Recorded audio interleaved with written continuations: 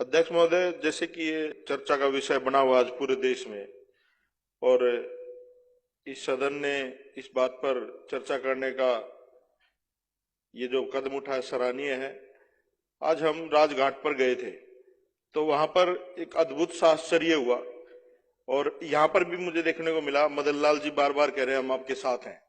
ये अच्छी बात है जब इस देश के बहुजन को ये पता चल जाएगा कि हम तथाकथित हिंदू नहीं है, हम लोग यहाँ पर सताए हुए लोग हैं, और जब तक हम लोग एकत्रित नहीं होंगे हमारे अधिकारों का ऐसे ही हनन होता रहेगा। इस देश में जब जब जरूरत पड़ी, अगर देश को चरित्र की जरूरत पड़ी, रामायण की जरूरत पड़ी, भगवान वाल्मीकि से लिखवा ली, और महाभारत की जरूरत पड़ी तो वेद व्यास से लिखवा ली।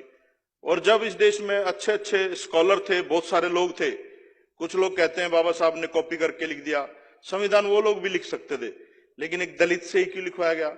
हमारी काबिलियत की अगर बात करें तो उसमें कोई अतिशयोक्ति नहीं होगी। इस देश में हमारे एकलव्य भी हुए हैं, शंभुक ऋषि भी हुए हैं, लेकिन हमेशा षड्यंत्रों के माध्यम से उन लोगों का संहार किया गया है।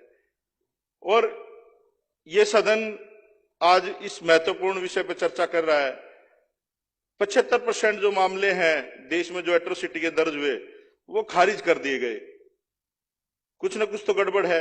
15% ऐसे मामले हैं जिनमें उनको बिल्कुल ही खत्म कर दिया गया, और 10% मामलों में कार्रवाई चल रही है। और अध्यक्ष साहब, सबसे बड़ा सबूत मैं हूं आपके पास सामने।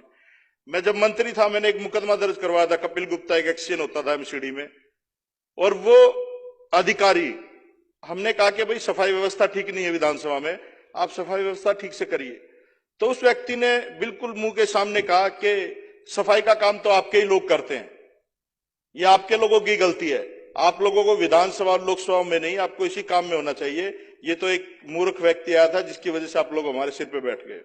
और मैं तो सैल्यूट करता हूं जो सावित्रीबाई फुले जो एमपी है बीजेपी की, उन्होंने इस्तीफा दिया बीजेपी से और इन लोगों को चेताया है। मुझे ऐसा लगता है अध्यक्ष साहब, ये जो आरएसएस है ये एक तरह से जैसे आतंकवादी संगठन होते हैं, उनका एक टारगेट होता है। उनका जैसे लादेन अमेरिका में एक हेलीकॉप्टर में पायलट बिठा करके एक बिल्डिंग में घुसा देता, उन्हें कोई मृत्यु का भय नहीं था, कुछ नहीं था, उन लोगों का एक टारगेट था। ये ईवीएम हैक करके या जो भी करके, जैसे भी तिकड़मबाजी करके सरकार में ये लोग आए, और इन लोगों का एक उद्देश्य है कि यहाँ के गरीब को, दलित को, पिछड़े को एक उसी जगह खड़ा कर दिया जाए ला करके जहां से इनके पूर्वज जाते थे। और हमें एक ऐसी दृष्टि से यहां पर देखा जाता था कि हम लोग मानव के रूप में है ही नहीं, वो होता है। और मैं तो ये कहूंगा जितने भी लोग हमारे लोग बहुजन समाज के इन विधानसभा में लोकसभा में बैठे हैं, वो मर्सिडीज में बैठे हुए कुत्ते की तरह हैं, अपने आप को सोचते हैं हमारी प्रवृत्ति बदल गई, लेकिन हमारी औकात वही है। कोई भी जो भी यहां पर बैठा है, आप अपनी औकात ना भूले भाई। ये जो मनुवादी लोग हैं, जो ब्राह्मणवादी लोग हैं, ये लोग ऐसे ही उत्पीड़न करेंगे, ये लोग ऐसे ही प्रहार करेंगे। फिर मैं गुरुजी वहां पर गया अपने यूनिवर्सिटी में, वहां पर प्रोफेसर बैठे हुए थे, हमने पूरा यूनिवर्सिटी का मार्च निकाला।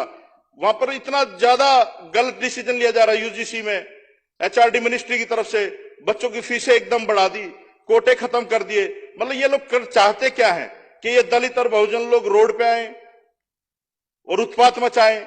मैंने अध्यक्ष साहब जब मैं मंत्री था तो 4 लाइनें लिखी थी, बड़ा गंभीरता से मैं सोचता था, बाबा साहब को पढ़ा है, हमने 4 लाइनें लिखी थी। हो सकता है आप लोगों को गलत लगे, लेकिन आज के इस समय में वो बिल्कुल सटीक बैठती हैं। उसमें लिखा था मैंने कि अगर संविधान सुरक्षित है तो हम सुरक्षित हैं, अगर संविधान सुरक्षित है तो हम सुरक्षित हैं, अगर हम सुरक्षित हैं तो ये देश सुरक्षित है। इस सदन के माध्यम से पूरे देश को बताना चाहता हूं, अगर हमारे लोगों पर, अगर हमारे समाज पर अगर किसी भी तरह का उत्पीड़न होगा तो हम लोग सड़कों पर भी आएंगे, और जब तक बात संवाद से बनेगी संवाद से भी करेंगे। अगर हमें कुछ और भी करना पड़े समाज को बचाने के लिए, क्योंकि लोगों से देश है। अरविंद केजरीवाल जी भी कहते हैं ना भाई, पुल देश नहीं है, सड़क देश नहीं है, बिल्डिंग देश नहीं है, लोग जो है वो देश है। अगर हम ही नहीं रहेंगे तो जंगल राज है ये, अगर जंगल ही है तो फिर जंगल में तो जानवर एक दूसरे को मार के खाता है। फिर हमें कोई भी हथियार अपनाना पड़े, कोई भी काम करना पड़े, समाज का सारी चीजें छोड़ के, राजनीति और सारी चीजें भूल करके हम लोग समाज के साथ खड़े होंगे। और हमें उम्मीद है जब इस विधानसभा में इस इतने महत्वपूर्ण चर्चा हुई है और बीजेपी के लोग ऐसे सोच रहे हैं, पता नहीं कहां से आ गए ये लोग, ये सबकी सोचते हैं, अजीब से लोग हैं। ये मैं बताना चाहता हूं आपको, ये जो पार्टी है और ये जो यहाँ पर विधानसभा है, ये अजीब से ही लोगों की है, पता ही नहीं कौन कहां से आ गया। तो ये मिक्सअप है, धर्मनिरपेक्ष, जातिवाद, इन चीजों में विश्वास नहीं रखती है, ये देश को आगे बढ़ाने में विश्वास रखती है, और हम लोग उसी के लिए काम कर रहे हैं। तो अध्यक्ष साहब, ये जो निर्णय है ये निंदनीय है।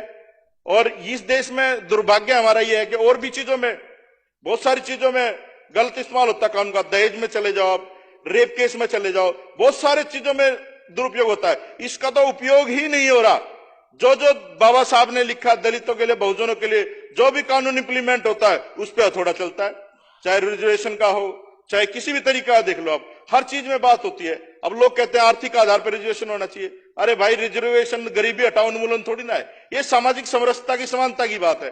वो समझ में आएगी जब अब दो लोग कहते हैं दलित राष्ट्रपति है जी। भाई दलित, तुम लोग फिर किस समरसता की बात करते हो? भाजपा के लोग ही कहते हैं दलित राष्ट्रपति है। क्या पहले राष्ट्रपति नहीं हुए जब तो उनकी जाति से संबोधित नहीं किया गया? संदीप जी कंक्लूड करिए। अध्यक्ष साहब धन्यवाद, आपने इस सेंसिटिव मुद्दे पे बोलने का मौका दिया। और मैं तो ये चाहूंगा कि इस पे कल जो ना, मैं तो बाहर बैठूंगा ही, काली पट्टी मुंह पे बांध करके बाहर बैठूंगा विधानसभा के। कुछ लोग साथी हैं जो हमारा साथ दें, जिसको दर्द हो, क्योंकि ये बहुत सेंसिटिव मुद्दा है। अगर आम आदमी पार्टी के लोग सड़क पे नहीं आएंगे और तो किसी से उम्मीद है नहीं। ये तो सारे चाचा ताऊ के बच्चे हैं, अपने मिलजुल के खेलते हैं।